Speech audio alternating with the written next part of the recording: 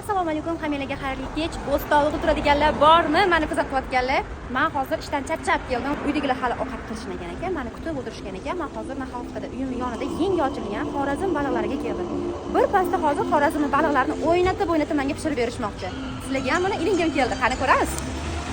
Aka, bu balig'i nomi nima? Sazan balig'i, Xorazm sho'rshoni baliqlaridan.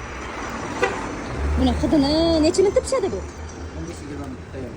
15-20 minutda tayyor qilib berishar ekan. Bundan tashqari Naxalqada turadiganlar mana baliqlarni qaranglar. Bu yoqda baliqlar bemalol suzib, baliqlarni svejiy bu yerdan olib pishirib berishadi.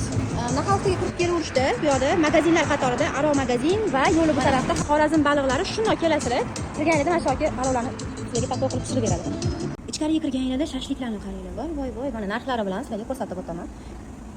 Shashliklarni xilma-xili zakazga bemalol dastavkaga ham chiqarib berishadi.